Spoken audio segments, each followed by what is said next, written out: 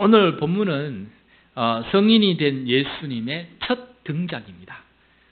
예수님이 태어나신 이후에 이집트로 잠깐 갔다가 나사렛으로 돌아오셨는데 그 가운데 한두 가지 이야기는 있긴 했지만은 성인이 되어서 등장하는 첫 사건이에요. 30년 동안 예수님은 뭐 하셨는지 많은 베일에 감춰져 있습니다. 도대체 어디서 무엇을 어떻게 하셨는지는 우리가 잘 모릅니다. 그렇지만 중요한 부분을 우리에게 가르쳐주고 있는데 이 복음서를 통해서 예수님께서 우리를 위해서 하신 귀한 일들은 다 이야기해주고 있습니다. 그 첫 등장이 있기 전에 누가 먼저 등장을 하냐면은 요한이 먼저 등장을 합니다. 이 요한을 가리켜서 세례 요한이라 그래요. 왜냐하면은 나중에 요한복음을 기록하고 요한 1, 2, 3서, 요한계시록을 쓴 요한하고 동명이인이다 보니까 구별하기 위해서 이 요한은 세례를 베풀었기 때문에 세례 요한이다 라고 해서 그 별명을 앞에 세례를 붙여주고 있습니다. 예수님께서 이 세례 요한을 찾아가셔서 세례를 받으신 것이 성인으로서 예수님께서 우리들에게 보여준 첫 사건이자 이야기입니다. 예수님께서 요한에게 세례를 받았다라는 것은 세례 요한의 이 세례 운동에 동참하였다라는 뜻도 됩니다. 예수님의 하나님 나라 운동의 이 시작은 요한의 세례 운동에 동참하는 것으로부터 시작이 된 것입니다. 그렇다면 왜 예수님은 자신만의 운동을 시작하지 않으시고 요한의 운동을 이어받으면서 시작을 하였을까라는 질문을 하게 되는데 그것은 다름 아니라 요한은 예수님의 길을 미리 준비하는 사람이었기 때문에 그렇습니다. 그래서 세례 요한의 이 하는 일은 예수님의 길을 준비했기 때문에 예수님은 그 준비된 길 위에 걸어가셨던 것입니다. 그래서 먼저 요한은 예수님께서 전파하실 것을 미리 전파하면서 예수님의 길을 준비하였습니다. 우리 1절과 2절 말씀 같이 읽겠습니다. 그때에 세례 요한이 이르러 유다 광야에서 전파하여 말하되 회개하라 천국이 가까이 왔느니라 하였으니, 자, 세례 요한은 시대를 보는 또 하나님의 시간을 깨닫는 영적 분별력이 있는 그런 사람이었습니다. 천국이 가까이 왔다는 것을 예감하고 깨달았기 때문에 그렇습니다. 그럼 1절 말씀 시작을 보세요. 시작하는 말이 그때라고 말씀하고 있습니다. 때를 아는 사람이에요. 그때는 어떤 때냐? 그 앞절 2장 23절 말씀을 보시면 되는데 화면을 보면서 혹은 본문을 보면서 같이 읽겠습니다. 2장 23절 나사렛이란 동네에 가서 사니 이는 선지자로 하신 말씀에 나사렛 사람이라 칭하리라 하심을 이루려 함이로라. 자, 예수님께서 태어나시자마자 헤롯 왕이 유아 살해를 하게 됩니다. 그래서 죽음을 피하기 위해서 어디로 피신하셨습니까? 애굽으로 피신하셨습니다. 거기에서 살다가 헤롯 왕이 죽었다라는 소식을 듣고 다시금 이스라엘로 돌아오게 됩니다. 돌아올 때 어디에 거주하였냐면은 베들레헴으로 가지 아니하시고 나사렛 동네에 가셔서 나사렛에서 살게 되셨다라는 것입니다. 이 나사렛으로 돌아온 예수 그리스도, 예수님께서 나사렛으로 돌아오셨다는 이 사건 이후에 그때부터 이 세례 요한이 주님의 오시는 길을 예비하기 시작했다는 것입니다. 그래서 세례 요한은 다름 아니라 오시는 예수님, 오시는 주님에 대해서, 가까이 오는 천국에 대해서 그것을 깨닫는 영적 분별력이 특출하였다는 것을 깨닫게 됩니다. 여기서 세례 요한은 회개하라 천국에 가까웠느니라 라고 말씀하고 있는데 여기서 천국이라는 것은 하늘나라를 뜻하게 됩니다.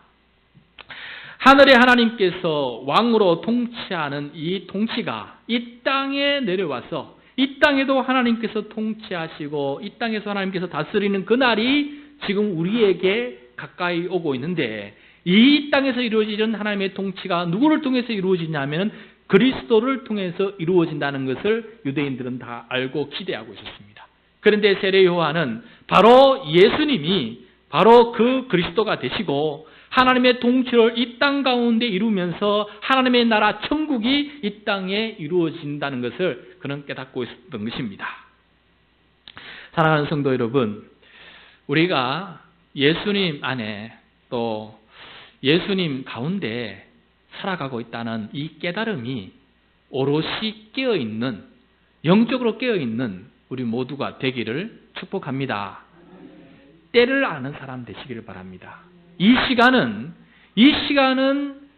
예수님께서 우리 가운데 살아계시고 또 우리 가운데 예배를 받으시는 시간이고, 이 시간뿐만 아니라 우리의 일상생활 속에서도 주님께서 영을 보내주셔서 성령으로 나와 함께 계신다. 그러므로 나는 성령님과 함께 동행하는 시간을 보내고 있다는 이 깨어있는 이 영적인 지식이 우리 가운데 충만하길 바랍니다. 그럴 때 우리는 주와 함께 동행하는 사람이 될 수가 있습니다. 천국을 살아가는 사람이 될 수가 있습니다. 하나님의 통치를 받을 수 있는 사람이 될 수가 있습니다.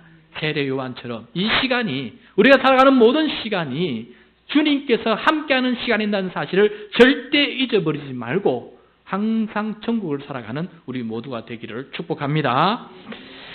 세례 요한의 사명은 오시는 주님을 준비하는 것입니다. 이것이 바로 예언자 이사야를 통해서 미리 우리들에게 예견해 주셨습니다. 그것을 3절에서 말씀해 주고 있는데 3절 같이 읽겠습니다.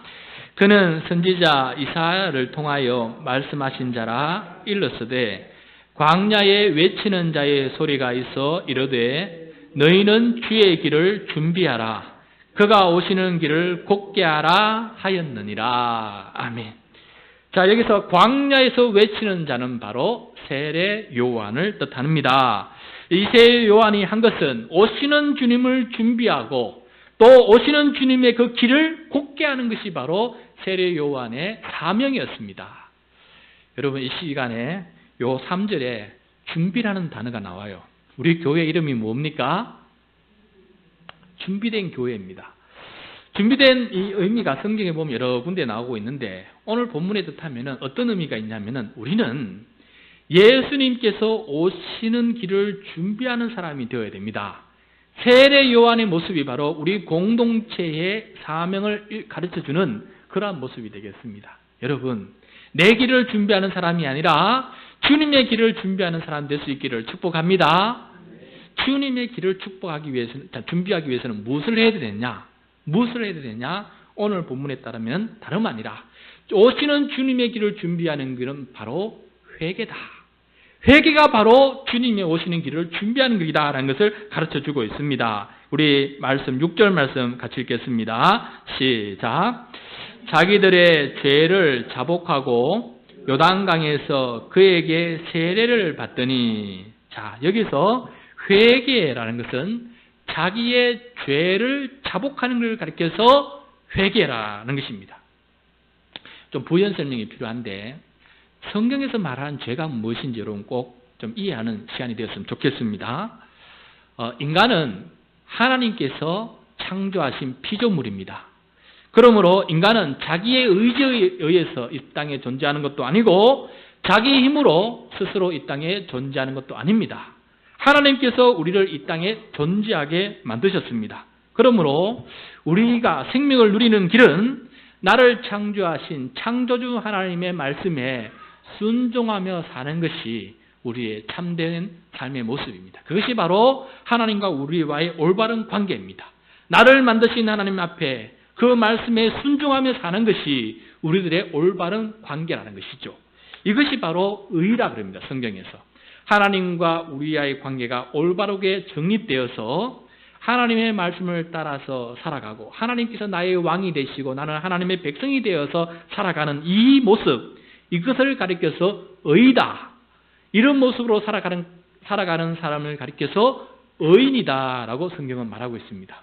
그러면 이와 반대로 죄는 무엇이냐?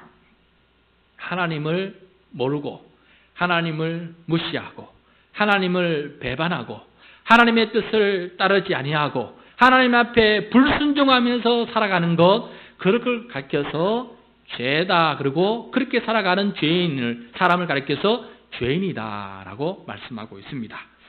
그래서 회개란 죄인인 자신의 죄를 자복하는, 죄인이 자신의 죄를 자복하는 걸 가리켜서 회개라고 합니다.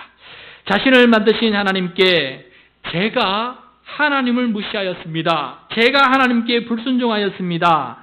하나님의 뜻을 따르지 않고 제 뜻대로 마구 살았습니다. 결국 영원히 살지 못하고 죽을 수밖에 없는 존재가 되었습니다. 주님, 저를 용서하여 주십시오. 저를 불쌍히 여겨 주십시오. 이것이 바로 성경에서 말하는 회개라는 것입니다. 이렇게 자신의 죄를 자복하면 우리는 하나님께로 다시금 돌아가게 되는 것입니다. 여러분, 회개라는 것은 단순히 내가 잘못했구나, 내가 뭔가 좀 잘못했구나 하는 이런 감정을 느끼는 것이 아닙니다. 그것은 하나님을 믿는 사람이든 믿지 않는 사람이든 누구나 다 동의 느낄 수 있는 그런 느낌이에요.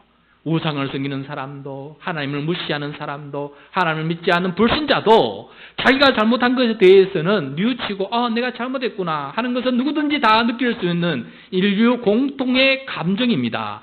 성경이 말하는 것은 이런 감정을 말하는 것이 아니고 반드시 하나님 앞에 돌아가는 것을 말하는 것입니다.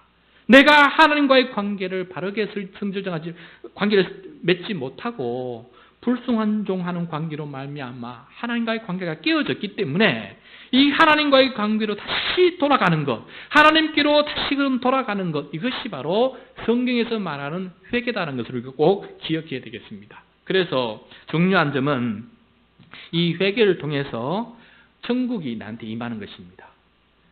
믿지 않는 사람은 회개하면서 내가 다시 고치면 되는 것입니다. 자기의 인생이에요. 자기 나라예요. 그런데 성경에서 말하는 회개는 천국이 임하는 것입니다. 회개에서 하나님의 나라가 임하는 것이에요. 하나님의 통치와 다스림이 나에게 임하는 것입니다. 그래서 내가 하나님의 뜻에 순종하면서 사는 것이에요. 이것이 회개인 줄로 믿습니다. 여러분, 참된 회개 가운데 나아가는 우리 모두가 되기를 바랍니다. 우리가 예배 드릴 때 회개합니다. 그것은 내가 왜 이랬을까 단순히 뉘우치는 감정이 아닙니다. 하나님께로 다시금 돌아가는 것이고 하나님의 백성으로 다시금 돌아가는 것이고 하나님의 말씀으로 내가 순종의 삶으로 돌아가는 것이 바로 회개다라는 사실을 깨닫고 순종의 삶을 회복하는 우리 모두가 될 수 있기를 축복합니다. 사랑하는 성도 여러분, 그렇기 때문에 우리가 순종의 삶을 살아가는 것, 이 끝까지 나아가는 것이 회개인데 많은 사람들이 요 앞에 전 단계에만 머물고 살아갈 때가 많이 있습니다. 그냥 입술로 잘못했습니다라고 고백하시고 그 다음 단계에서 변화된 삶을 살아가지 않는다는 것이죠. 그렇기 때문에 우리의 회개는 절반의 회개입니다. 절반의 회개는 회개가 아닙니다. 여러분, 다시 한번 말씀드립니다. 절반의 회개는 회개가 아닙니다. 왜냐하면 하나님께 순종하지 않았기 때문에 그렇습니다. 여전히 내가 내 뜻대로 살기 때문에 그렇습니다. 예를 들어서 우리가 회개할 때 하나님, 내 이웃을 내 몸처럼 사랑하지 못한 죄. 왜냐하면 하나님은 아버지고 우리는 한 형제 자매인데 한 형제 자매를 가족처럼 사랑하지 못한 것은 죄입니다. 내가 죄를 지었습니다. 내 가족을 사랑하지 못했고 내 성도들을 사랑하지 못했고 내 직장에서 함께 붙여준 사람들을 사랑하지 못했습니다. 진정으로 그를 돕지 못했습니다. 라고 우리가 기도를 했습니다. 이거 회개의 절반이에요. 그런데 이번 한 주간에 여전히 우리가 사람을 미워하고 보살피고 섬기지 못하고 살아간다면 우리는 회개를 한 것이 아니다라는 것입니다. 그것이 지금 성경에서 말하는 회개임을 우리가 다시 한번 깨달아야 되겠습니다. 그러므로 여러분, 우리의 회개가 온전히 이루어지는 것은 언제냐? 우리의 주중의 삶을 통해서 바로 회개의 열매가 맺히는 것입니다. 열매가 있는 회개가 참된 회개인 줄로 믿습니다. 우리 준비된 교회 모든 성도들은 열매를 맺는 회개자가 될 수 있기를 축복합니다. 세례는 우리의 신앙을 공적으로 고백하는 것입니다. 지금 세례 요한이 회개를 베푸고 있고 또 예수님께서도 여기에서 세례를 받기 때문에 세례가 어떤 의미가 있느냐, 이것이 좀 중요한데 세례는 우리의 믿음을 공개적으로 시인하는 것이고 공개적으로 확정하는 그러한 모습이 되겠습니다. 그래서 요한은 회개하라, 이슬로만 고백하라고 이렇게 선포하지 아니하고 요단강으로 나와서 요단강에 빠져라라고 하면서 이 세례의 이 공적인 행위를 통해서 세례의 의미를 그들에게 가르쳐 주었습니다. 여러분, 세례라는 것은 우리가 번역을 잘못했는데 온전히 번역하면은 침례예요. 침례. 그래서 여러분 오늘 말씀 보시면은 각주에 세례가 나온 단어 밑에 각주 1번에 6절 말씀 보시면은 6절에 자기들의 죄를 자복하고 요단강에서 그에게 세례를 받더니 하면서 세례 앞에 일자 이렇게 각주가 적혀져 있죠. 그래서 그 일자 각주를 따라서 성경 맨 밑에 내려가 보시면은 헬라어로 또는 침례다라고 표시가 되어 있어요. 찾았습니까? 그러니까 원래는 침례가 원래 맞는 말이에요. 침례라는 뜻은 무슨 뜻이냐면은 물에 완전히 빠진다는 것이에요. 그러니까 내 몸 전체가 물에 완전히 빠졌다가 다시금 그 물에서 올라오는 것을 가리켜서 세례입니다. 세례. 우리의 온몸의 죄를 다 씻어버리고 깨끗하게 씻어버리고 물에 나옴으로써 완전히 새롭게 거듭난 사람이 되었다라는 것을 의미하는 것입니다. 그러므로 여러분 우리도 세례를 이렇게 했으면 좋겠다는 생각을 늘 하고 있습니다. 그런데 요한은 이렇게 주님께서 백성들에게 그 오시는 것을 세례를 통해서 준비를 하게 되었는데 자신은 물로 세례를 주지만은 오시는 주님은 성령과 불로 세례를 베풀 것이다 라는 것을 말씀해 주고 있습니다. 그 물과 성령과 불로 주는 세례가 무엇인지 그것을 넌지시 알려주고 있는데 12절 말씀입니다. 요한이 깨달은 것입니다. 12절 말씀 같이 읽겠습니다. 시작. 손에 키를 들고 자기의 타작마당을 정하게 하사 알곡은 모아 곡간에 들이고 쭉정이는 꺼지지 않는 불에 태우시리라. 자, 오시는 주님이 성령과 불로 세례를 베푸신다라는 말은 다름 아니라 오시는 주님이 직접 심판을 행하신다라는 뜻입니다. 주님의 손에 키가 들려있어요. 이 키는 바람을 부르면서 알곡과 쭉정이를 가르는 것이에요. 이것은 다름 아니라 주님께서 심판을 하신다라는 그런 뜻입니다. 이렇게 심판을 하시면서 알곡은 모아 곡간에 드립니다. 그러니까 하나님의 백성은 천국을 살아가게 만듭니다. 그리고 쭉정이는 꺼지지 않는 불에 태웁니다. 그들의 죄에 대해서 하나님께서 심판을 하시고 징계를 하신다라는 이 말입니다.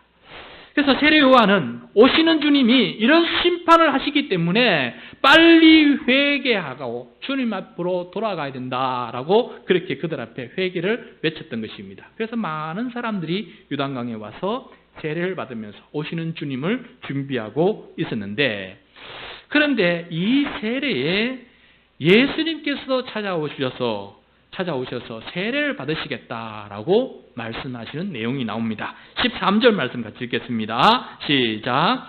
이때에 예수께서 갈릴리로부터 요단강에 이르러 요한에게 세례를 받으려 하시니. 자, 세례 요한의 이 세례는 죄인에게 주는 것입니다. 죄인이 회개하고 죄 씻음을 받으라고 주는 것이 세례예요. 그러면은 제가 질문을 하나 하겠습니다. 예수님은 죄인입니까? 씻어야 할 죄가 있는 죄인입니까? 세례가 필요한 사람입니까? 그런데 왜 예수님이 요한에게 와서 나에게도 세례를 베풀라, 나도 세례받게 하라고 말씀하시는 걸까요? 하도 이상해서 세례 요한은 이것을 거부합니다. 14절 말씀 같이 읽겠습니다. 요한이 말려 이르되 내가 당신에게서 세례를 받아야 할 터인데 당신이 내게로 오시나이까. 이 말은 무슨 뜻입니까? 내가 예수님께 세례를 받아야 되기 때문에 내가 예수님의 세례를 받아야 되는데 주님께서 나에게 세례를 받으면은 이거 있을 수 없는 일이고 합당한 일이 아닙니다. 이거는 올바른 일이 아닙니다. 라고 얘기를 했더니 예수님께서 뜻밖의 대답을 하십니다. 오히려 내가 너에게 세례를 받아야 하나님의 뜻이 이루어진다라고 얘기합니다. 15절 말씀 같이 읽겠습니다. 시작. 예수께서 대답하여 이르시되 이제 허락하라. 우리가 이와 같이 하여 모든 의를 이루는 것이 합당하니라 하시니 이에 요한이 허락하는지라. 자, 예수님께서 세례를 받아야만 하는 이유는 이것을 통해서 모든 의를 이루는 것이 지기 때문에, 모든 의를 이루는 것에 합당하기 때문에 반드시 세례를 받아야 된다라고 주님께서 말씀하고 있습니다. 자, 그럼 예수님께서는 받을 필요가 없는 이 세례를 의도적으로 가서 직접 받으시는데 뭔가를 이루시고 있는 것입니다. 뭔가를 이루려고 세례를 받으시는 거예요. 그러면 그 과정 속에서 무엇이 이루어지냐? 모든 의가 이루어진다. 이게 도대체 무슨 말씀이냐? 마태복음은 이것에 대해서 설명을 가지고 있지 않습니다. 아직까지 이 백성들이 깨닫지 못하는 상태이기 때문에 지금은 설명해 주지 않습니다. 나중에 설명해 주는데 그것을 구체적으로 잘 깨닫고 우리에게 설명해 준 사람이 누구냐면은 그 중에 한 사람이 사도 바울이에요.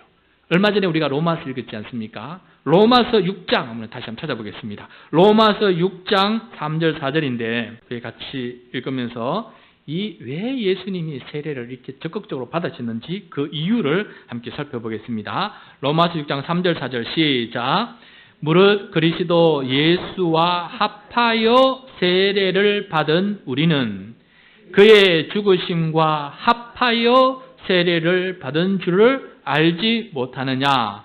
그러므로 우리가 그의 죽으심과 합하여 세례를 받음으로 그와 함께 장사되었나니 이는 아버지의 영광으로 말미암아 그리스도를 죽은 자 가운데서 살리심과 같이 우리로 또한 새 생명 가운데서 행하게 하려 함이라. 자, 귀중한 말씀입니다. 세례라는 것은 예수님의 죽으심과 부활을 체험하는 예식입니다. 그러니까 세례는 예수님의 죽으심과 부활에 동참하는 것이고 예수님의 세례가 나의 세례가 되는 그런 영적인 현실입니다. 물에 빠짐은 예수님과 함께 죽어 나의 장사를 지는 것과 동일합니다. 나의 죽음과 나의 장사를 체험하는 것이 바로 물에 빠지는 것입니다. 그리고 죄인이 죄의 열매인 이 죽음, 죄의 결과인 이 죽음을 체험하는 것이 바로 물에 빠지는 것입니다. 죄인이 죄값을 치르는 것이 바로 이 죽음입니다. 하나님의 정죄함과 심판을 받는 것이 바로 죽음인데 이 물에 빠짐으로 내가 그 죽음을 지금 체험하는 것입니다. 사실은 예수님께서 나를 대신하여 다 받으신 것인데 그것이 나의 것이 되는 경험이 바로 세례를 통해서 물에 빠지는 것입니다. 그와 동시에 물에서 다시 나온다는 것은 깨끗이 씻긴 새 창조물이 되는 것이고 하나님의 아들과 딸로 부활되는 것을 지금 체험하는 것이 바로 물에서 나오는 것입니다. 죄 용서함을 받아서 의인됨을 경험하는 것이 바로 물에서 나오는 경험입니다. 죄로부터 해방되고 자유함을 누리는 경험이 바로 물에서 나오는 경험입니다. 죄의 종이 다시금 주의 종이 되는 경험이 바로 물에서 나오는 경험입니다. 새 생명, 새로운 인생을 살아가는 것, 이것이 바로 물에서 나오는 것입니다.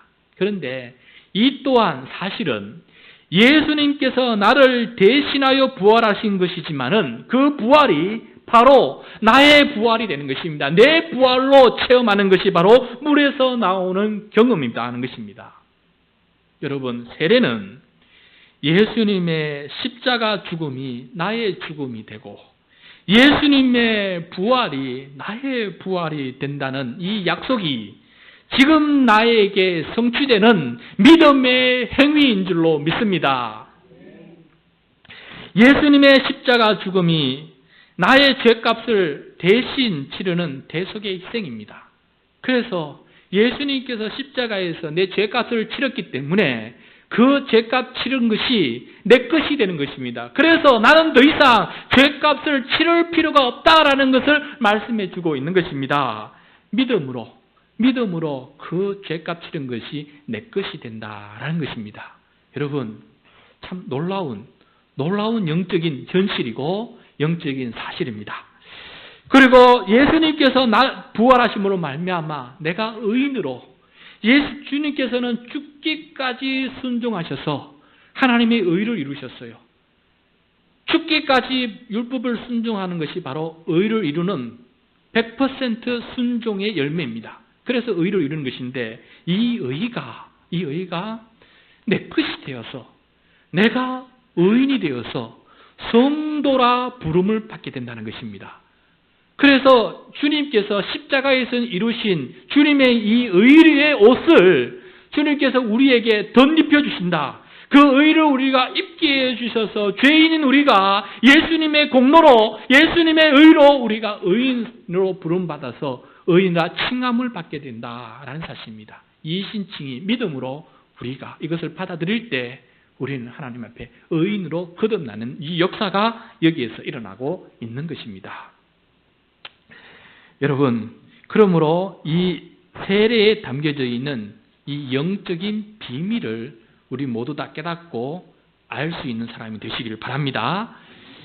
세례 행위는 예수 그리스도 안에 있는 이 하나님의 위대한 구원 사건이 나의 구원 사건이 되고 믿음으로 그것을 내 것으로 삼는 것이고, 세례를 통해서 그것이 맞다라고 확정하는 것이고 만방의 사람들 앞에 알리는 것이 바로 세례입니다. 그러므로 이 세례는 우리의 믿음의 선포이다라는 것입니다.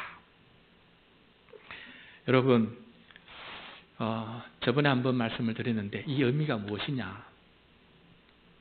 어떤 아들이 참 말 듣지 않는, 지지리도 부모님께 불순종하고 부모님의 그 교훈을 따르지 않는 아들이 있었어요.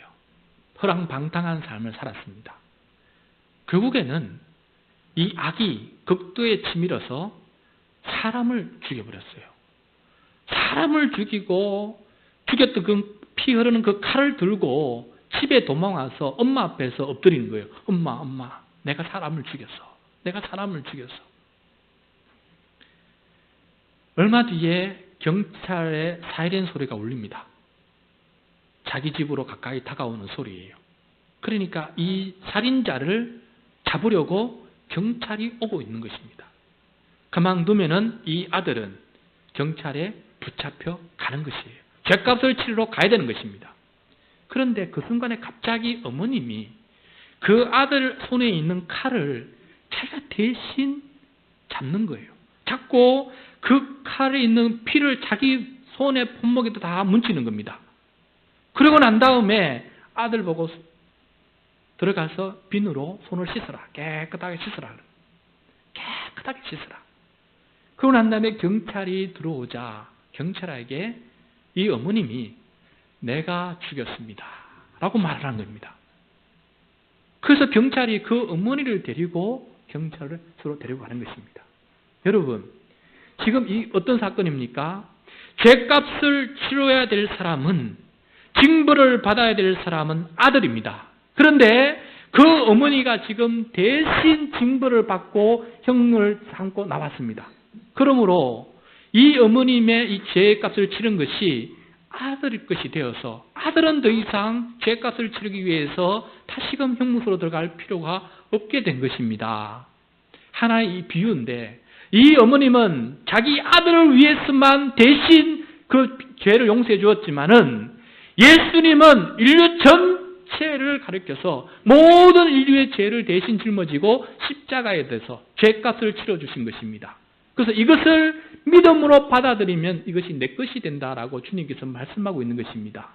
그것을 확정하는 것이 세례예요. 물에 들어감으로 주와 함께 내가 죽어서 주님의 대속의 그 은혜가 내 것이 되고 주님과 합하여서 다시금 물에서 다시 나옴으로 나는 의인이 되어서 죄값을 치르지 아니하고 주님께서 마련하신 그 천국의 백성으로 살아가게 되고 하나님의 자녀로 살아가게 되고 하나님이 기뻐하신 존재로 살아가게 되었다는 것이 바로 우리가 받은 은혜인 줄로 믿습니다.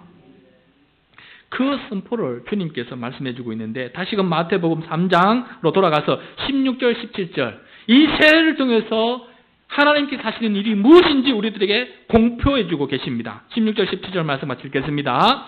예수께서 세례를 받으시고 곧 물에서 올라오실새 하늘이 열리고 하나님의 성령이 비둘기같이 내려 자기 위에 임하심을 보시더니 하늘로부터 소리가 있어 말씀하시되 이는 내 사랑하는 아들이요 내 기뻐하는 자라 하시니라. 할렐루야.